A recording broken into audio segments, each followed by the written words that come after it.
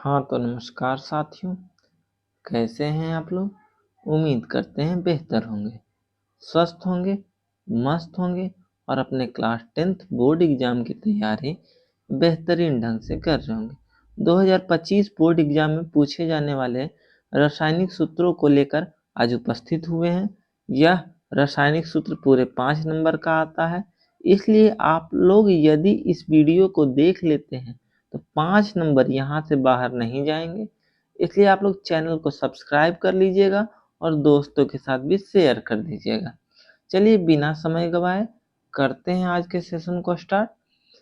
पहला प्रश्न कह रहा है संगमरमर का रासायनिक सूत्र बताना। तो संगमरमर को हम लोग कैल्शियम कार्बोनेट के नाम से जानते हैं। उसका रासायनिक सूत्र CaCO3 होता है। CaCO3 यानी कैल्शियम कार्बोनेट इसको कहते हैं। प्रश्न संख्या 2 कह रहा है बेकिंग पाउडर का अनुसूत्र बताना है। तो बेकिंग पाउडर को हम लोग सोडियम बाइकार्बोनेट कहते हैं, जिसका कि रासायनिक सूत्र NaHCO3 होता है। NaHCO3 को हम लोग सोडियम बाइकार्बोनेट के नाम से जानते हैं। प्रश्न संख्या 3 कह रहा है बेकिंग पाउडर एक मिश्रण है। तो बेकिंग पाउडर जो है वह किसका मिश्रण होता है। तो बेकिंग पाउडर जो मिश्रण होता है NaHCO3 एवं टार्टेरिक अम्ल का होता है। NaHCO3 को हम लोग खाने वाला सोडा कहते हैं एवं टार्टेरिक अम्ल का मिश्रण बेकिंग पाउडर होता है। यानी इस प्रश्न का right answer option number D हो जाएगा। प्रश्न संख्या 4 कह रहा है सोडियम कार्बोनेट का अनुसूत्र बताना है। तो सोडियम कार्बोनेट का जो रासायनिक सूत्र होता है Na2CO3 होता है। Na2CO3 यानी इस प्रश्न का right answer option number A हो जाएगा। प्रश्न संख्या 5 कह रहा है धोने का सोडा का आणविक सूत्र बताना है। तो धोने का सोडा का आणविक सूत्र कहें या रासायनिक सूत्र कहें, दोनों बात एक ही है। तो धोने वाला जो सोडा रहता है उसे हम लोग Na2CO3 × 10H2O के नाम से जानते हैं, क्योंकि यह धोने वाला जो सोडा होता है उसे हम लोग जल में विलय करते हैं, जल में डालते हैं। इसी कारण से हम लोग Na2CO3 × 10H2O कहते हैं। यानी इस प्रश्न का right answer option number C हो जाएगा। प्रश्न संख्या 6 धोबिया सोडा का आणविक सूत्र बताना है। धोबिया सोडा कहें या फिर धोने का सोडा कहें, दोनों एक ही होता है। तो धोबिया सोडा या फिर धोने का सोडा, दोनों का रासायनिक सूत्र Na2CO3 × 10H2O होता है। यानी इस प्रश्न का राइट आंसर जो हो जाएगा ऑप्शन नंबर सी हो जाएगा। चलिए चलते हैं प्रश्न संख्या 7 की तरफ। सोडा एस का रासायनिक सूत्र को बताना है। तो सोडा एस को हम लोग Na2CO3 कहते हैं। क्या कहते हैं? Na2CO3। और Na2CO3 को हम लोग सोडियम कार्बोनेट के नाम से जानते हैं। यानी इस प्रश्न का राइट आंसर क्या हो जाएगा? Option number B. चैनल को आप लोग सब्सक्राइब कर लीजिएगा और अपने दोस्तों के साथ भी शेयर करते हुए आगे बढ़िएगा। चलिए 8 नंबर प्रश्न कह रहा है विरंजक चूर्ण का आणविक सूत्र क्या है। तो विरंजक चूर्ण का आणविक सूत्र बताना है। तो विरंजक चूर्ण का जो आणविक सूत्र होता है CaOCl2 होता है। CaOCl2 होता है। यानी इस प्रश्न का राइट आंसर जो हो जाएगा ऑप्शन नंबर ए हो जाएगा। प्रश्न संख्या 9 कह रहा है जिप्सम का अनुसूत्र कौन सा है। तो जिप्सम का अनुसूत्र जो होता है CaSO4 × 2H2O होता है। यानी इस प्रश्न का right answer option number B हो जाएगा। जिप्सम का अनुसूत्र CaSO4 × 2H2O हो जाएगा। प्रश्न संख्या 10 प्रश्न संख्या 10 कह रहा है प्लास्टर ऑफ पेरिस का अणुसूत्र बताना है। तो प्लास्टर ऑफ पेरिस का अणुसूत्र होता है CaSO4 इंटू हाफ H2O, यानी इस प्रश्न का right answer option number C हो जाएगा। चलिए आप लोगों के लिए एक चीज और बता देते हैं कि प्लास्टर ऑफ पेरिस का उपयोग कहाँ होता है। तो प्लास्टर ऑफ पेरिस का उपयोग पीओपी यानी घरों में पीओपी प्लास्टर ऑफ पेरिस का उपयोग करते हैं पुट्टी करवाने के लिए, और डॉक्टर जो रहते हैं डॉक्टर मरीजों के उपचार के लिए यदि हड्डी टूट जाती है उसे जोड़ने के लिए प्लास्टर ऑफ पेरिस का उपयोग करते हैं। यानी प्लास्टर ऑफ पेरिस का अणुसूत्र क्या हो जाएगा CaSO4 इंटू हाफ H2O। अणुसूत्र का है या रासायनिक सूत्र का है, दोनों एक ही होता है।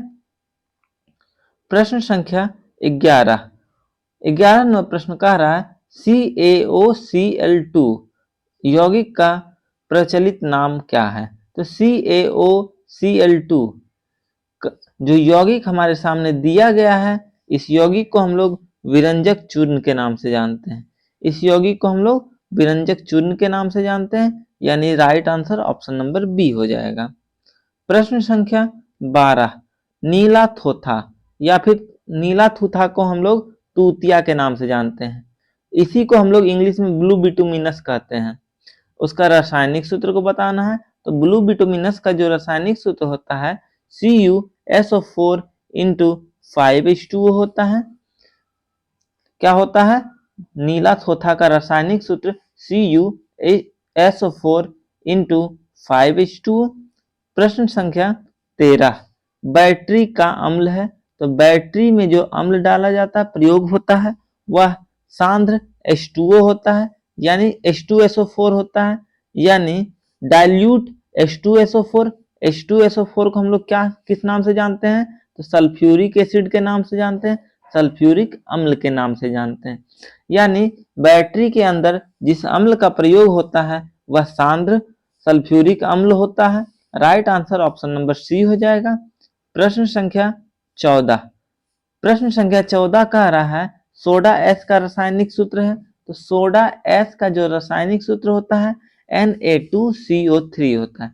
क्या होता है Na2CO3, यानी सोडा एस को हम लोग सोडियम कार्बोनेट के नाम से जानते हैं।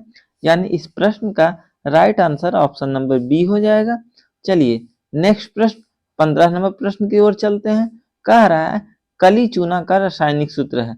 तो कली चूना का रासायनिक सूत्र CaO होता है। CaO को हम लोग कैल्शियम ऑक्साइड के नाम से जानते हैं। कैल्शियम ऑक्साइड को ही हम लोग कली चूना कहते हैं। यानी इस प्रश्न का right answer option number C हो जाएगा। चलिए प्रश्न संख्या चलते हैं 16 नंबर प्रश्न की ओर। 16 नंबर प्रश्न कह रहा है बुझा हुआ चूना। तो बुझा हुआ चूना का रासायनिक सूत्र को बताना है। तो बुझा हुआ चूना NaOH का होल 2 होता है। क्या होता है NaOH का होल 2 होता है। यानी इस प्रश्न का राइट आंसर जो हो जाएगा बुझा हुआ चूना CaOH का होल 2। NaOH का होल 2 का हम लोग कैल्शियम हाइड्रोक्साइड कहते हैं, सोडियम हाइड्रोक्साइड कहते हैं, और NaOH का होल 2 देखिएगा आप लोग NaOH का होल 2। तो NaOH का होल 2 को हम लोग सोडियम हाइड्रोक्साइड के नाम से जानते हैं, लेकिन CaOH का होल 2 को हम लोग कैल्शियम हाइड्रोक्साइड के नाम से जानते हैं, हाइड्रोक्साइड। ठीक, यानी इस प्रश्न का राइट आंसर जो हो जाएगा बुझा हुआ चूना CaOH का होल 2 यानी कैल्शियम हाइड्रोक्साइड होता है। प्रश्न संख्या 17 निम्नलिखित में से किस विलयन का उपयोग दीवारों की सफेदी करने के लिए किया जाता है। तो दीवारों की सफेदी करने के लिए हम लोग कैल्शियम हाइड्रोक्साइड का प्रयोग करते हैं। यानी इस प्रश्न का राइट आंसर जो हो जाएगा CaOH का होल 2 होता है। यानी बुझा हुआ चूना का हम लोग प्रयोग करते हैं दीवारों की पुताई करने के लिए। यानी इस प्रश्न का right answer option number C हो जाएगा।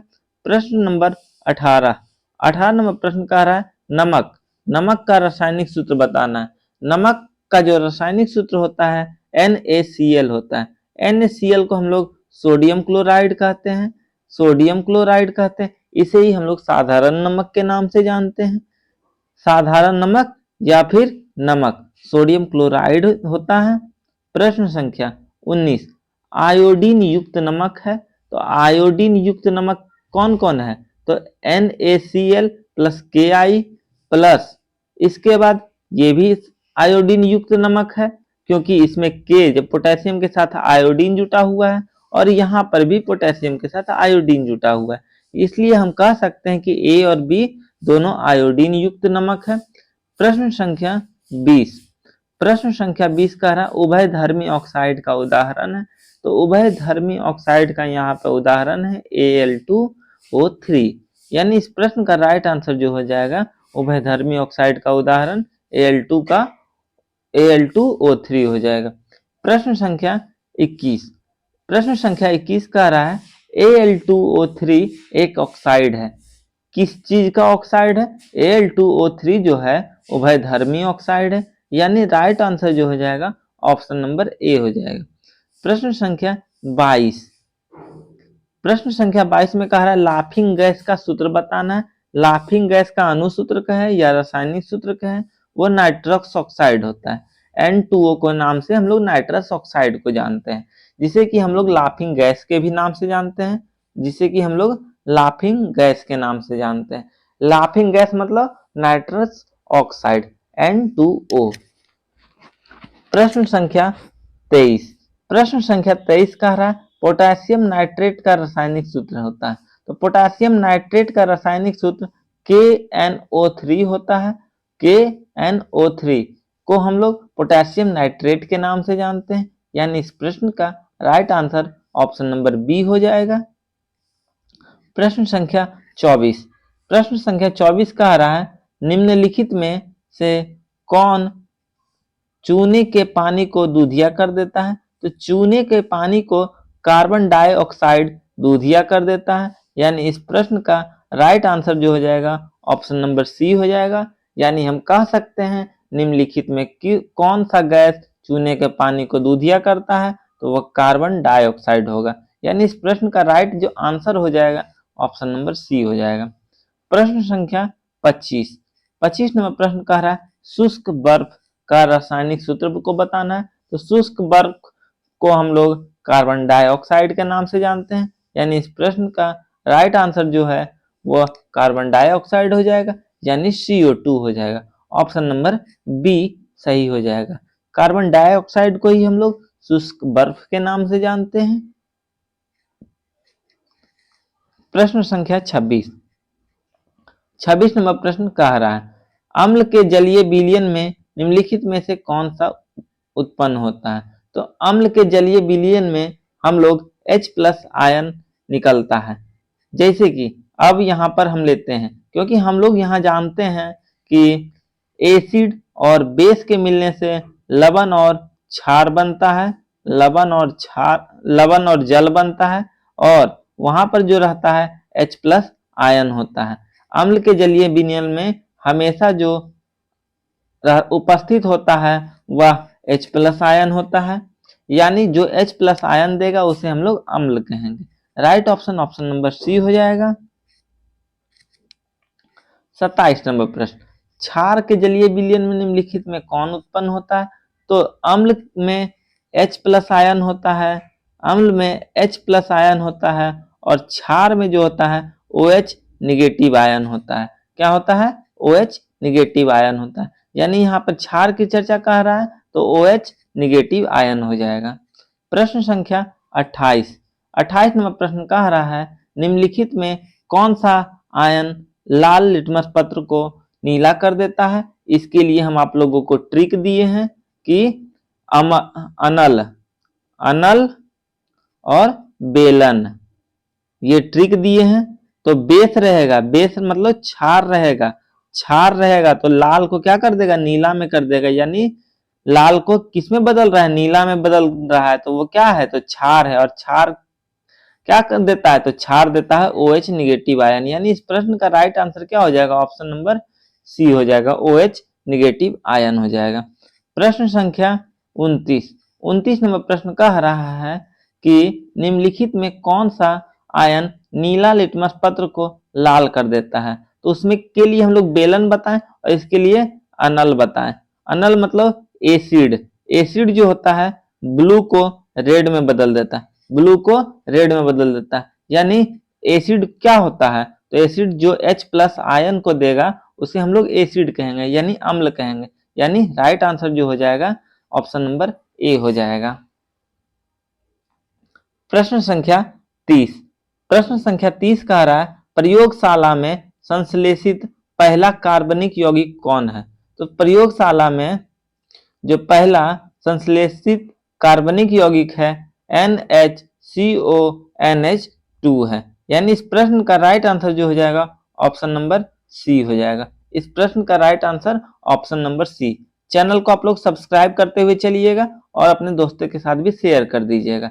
सल्फ्यूरिक अम्ल का अनुसूत्र बताना है। सल्फ्यूरिक अम्ल, जिसे कि हम लोग सल्फ्यूरिक अम्ल को H2SO4 कहते हैं। क्या कहते हैं, H2SO4 कहते हैं, सल्फ्यूरिक अम्ल कहते हैं, यानी सल्फ्यूरिक एसिड। और सल्फ्यूरिक एसिड H2SO4 होता है। प्रश्न संख्या 32 नंबर प्रश्न कह रहा है OH का क्रियाशील मूलक किसको कहते हैं। तो OH का क्रियाशील मूलक जो होता है, OH का क्रियाशील मूलक लोग एल्कोहल को कहते हैं, एल्कोहल को कहते हैं। तो एल्कोहल जो रहता है किसके साथ में जुड़ता है, तो ROH के साथ जुड़ता है। और R क्या होता है, तो R जो रहता है CnH2n+1 होता है, +1 होता है। यानी जब इसके साथ जुड़ता है तो इसके साथ जुड़ेगा कोई भी, मान लेते हैं 2 कार्बन के लिए, तो CnH2n+1, इसके बाद OH है तो 2 कार्बन के लिए C2H5OH बन जाएगा। यानी यहाँ पर OH जो क्रियाशील मूलक है वह अल्कोहल का है। यानी ऑप्शन नंबर सी हो जाएगा राइट आंसर। प्रश्न संख्या 33 CHO किस क्रियाशील मूलक है। तो CHO जो होता है एल्डिहाइड का होता है। CHO किसका होता है, तो एल्डिहाइड का होता है। यानी right option option number B हो जाएगा। Option number B is correct option. प्रश्न संख्या 34 कह रहा है COOH किसका क्रियाशील मूलक है। तो COOH जो रहता है वह कार्बोक्सिलिक अम्ल का क्रियाशील मूलक होता है। और क्रियाशील मूलक जो कार्बोक्सिलिक अम्ल का रहता है वह दुर्बल अम्ल होता है, वह दुर्बल अम्ल होता है। यानी इस प्रश्न का राइट आंसर क्या हो जाएगा, कार्बोक्सिलिक अम्ल हो जाएगा। प्रश्न संख्या 35 नंबर प्रश्न कह रहा है निम्नलिखित में से कौन बेंजीन का सूत्र है। तो बेंजीन का जो सूत्र होता है वह क्या होता है, C6H6 होता है। बेंजीन का स्ट्रक्चर कैसे बनता है, तो बेंजीन का स्ट्रक्चर बनता है इस प्रकार से, स्ट्रक्चर बनता है, आप लोग देखते जाइएगा। इस प्रकार से बेंजीन का स्ट्रक्चर बनता है और सभी के साथ में क्या रहते हैं, हाइड्रोजन बंद रहते हैं। यानी यहाँ पर बेंजीन का रासायनिक सूत्र क्या होगा, तो C6H6 होता है। यानी प्रश्न ऑप्शन नंबर सी हो जाएगा राइट आंसर 35 नंबर का। 36 नंबर प्रश्न कह रहा है निम्नलिखित में कौन एरोमेटिक हाइड्रोकार्बन है। तो एरोमेटिक का मतलब क्या होता है, एरोमेटिक जो रहता है, एरोमेटिक का मतलब यानी साइक्लो स्ट्रक्चर बनाता है। यानी एरोमेटिक यहाँ पर जो हाइड्रोकार्बन है वह C6H6 है, यानी बेंजीन है। ऑप्शन नंबर सी हो जाएगा राइट आंसर। प्रश्न संख्या 37 चीनी का रासायनिक सूत्र को बताना है। तो चीनी का जो रासायनिक सूत्र होता है C12H22O11 होता है, C12H22O11 होता है। यानी प्रश्न संख्या 37 का right answer option number C हो जाएगा। नेक्स्ट प्रश्न ग्लूकोज का रासायनिक सूत्र बताना है। तो चीनी के साथ जब हम लोग जल का विक्रिया कराते हैं तो ग्लूकोज में टूटता है। यानी ग्लूकोज का रासायनिक सूत्र जो हो जाएगा C6H12O6 हो जाएगा। यानी ऑप्शन नंबर बी हो जाएगा राइट आंसर। प्रश्न संख्या 39 नंबर प्रश्न कह रहा है इथाइल अल्कोहल का अनुसूत्र होता है। तो इथाइल अल्कोहल हम आप लोगों को बता चुके हैं, OH जुड़ा हुआ था और उसमें बताएं C2H5OH जो होता है वह इथाइल अल्कोहल का रासायनिक सूत्र होता है।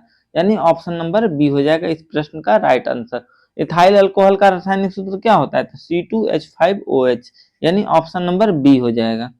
प्रश्न संख्या 40वें प्रश्न का रहा है CnH2n+2 किसका सामान्य सूत्र है? तो CnH2n+2 जो होता है एल्केन का सामान्य सूत्र होता है। यानी इस प्रश्न का राइट आंसर जो हो जाएगा ऑप्शन नंबर सी हो जाएगा।